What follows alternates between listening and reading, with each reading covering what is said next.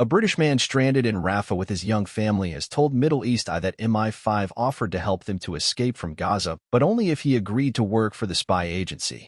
The man, who said he did not accept the offer, now fears that his displaced family, who include a 1-year-old daughter with a serious medical condition and 2 other young children, is in imminent danger from an expected Israeli offensive and a humanitarian crisis that is worsening by the day. He said the family, which ME is not identifying because of the sensitivity of their case, has registered with the Foreign, Commonwealth and Development Office, FCDO, which has helped scores of British nationals to leave Gaza via the Rafah crossing to Egypt, but has been kept waiting for weeks. I thought it would only take a few days or a week at most. I have been waiting for more than 2 months for them to get me and my family out of this crazy, dangerous war, he said. The family has been living in a tent, among hundreds of thousands of others displaced from other devastated areas of Gaza. Since being forced to flee their home in the Nuseirat refugee camp in December in conditions which United Nations Secretary-General Antonio Guterres on Thursday described as a humanitarian nightmare. The man said that many of his Palestinian wife's family, including her mother, her brother, and several of his children, had been killed by Israeli bombing, and their home was subsequently destroyed by an Israeli missile. The names of people crossing from Gaza to Egypt have to be approved by both Israeli and Egyptian authorities. On Friday, the man told ME that his children, who were aged 6, 4, and 1, had been added to a list of those allowed to leave, but that he and his wife had still not been granted permission. The man said his youngest daughter's medical condition required regular medication and treatment that they had not had access to since the beginning of the war. He said he had sent medical reports to the FCDO in the hope that this would expedite the family's evacuation, but to no avail. Issuing permission to my children without me and their mother is absurd, he said. The children are still young and largely dependent on their mother's care. The little girl is still breastfeeding. At least let their mother go with them. This is the least of my children's rights. The man's relatives in the UK, who include his mother and his sister, have also been in regular contact with the FCDO to call for the family to be provided with urgent assistance. Members of the family have proposed traveling to Egypt to care for the children if plans can be made to get them across the border. But they say the FCDO has told them that it cannot help at the border or with the children's onward travel to Cairo. The man's sister told ME, "We are expecting the worst news to drop on us at any time. It has taken a huge mental toll on all of us. We have received no help from the British government."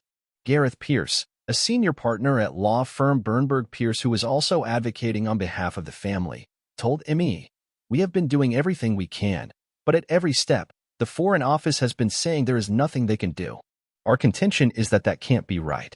They could get any of the family out by offering practical help. They could confirm any question about their identity. And although they are saying they can't do anything in practical terms, MI5 was saying exactly the opposite 6 weeks ago. Still British." The man, who has lived in Gaza for the past decade, told ME he had been contacted earlier in the war via a phone messaging app by someone who identified himself as working for MI5. He believes the messages are authentic because they referred to a previous encounter he'd had with an MI5 officer at an airport in 2013. The messages, he said, expressed concern for the safety of the family, suggested that they could help each other, and proposed that they should keep in touch, stressing that he was still British.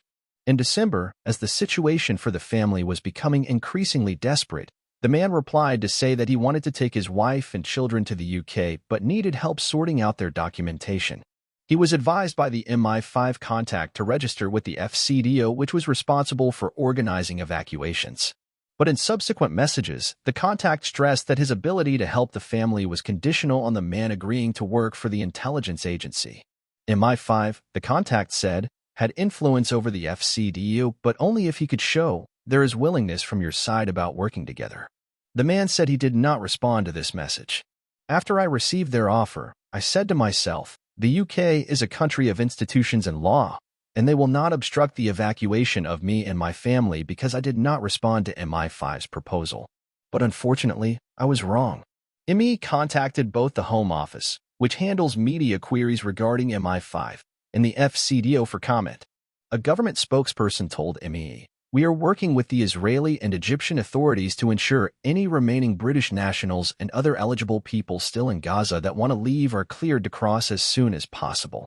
Mozambique, a senior director at advocacy organization Cage International and a former Guantanamo Bay detainee, who was also assisting the family, told ME that the messages appeared consistent with methods used by British intelligence agencies to recruit people facing desperate situations. Begg said, "I know from personal experience from MI5 agents telling me directly that the only way you can get out of a place where you are being tortured or abused or detained without trial is by cooperating. Even despite that, I find it extraordinary, knowing the spotlight is on Gaza, that they would say they know his situation but they can't help him unless he works for them. I find that unbelievably outrageous." Concerns for the family's safety have grown in recent days amid expectations that Israel is set to launch a full-scale military assault on Rafah, which was targeted overnight by Israeli airstrikes. On Friday, Israeli Prime Minister Benjamin Netanyahu said he had ordered military officials to prepare a plan to evacuate civilians from the southern city and to launch a ground offensive into the former safe zone where the UN says around 1.9 million Palestinians have sought refuge. Almost 28,000 people have been killed and more than 67,000 wounded since Israel's war against Hamas started in October, according to the Palestinian Health Ministry.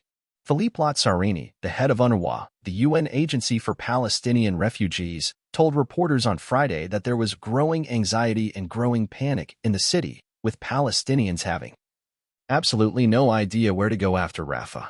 Any large-scale military operation among this population can only lead to an additional layer of endless tragedy that's unfolding, Lazzarini said.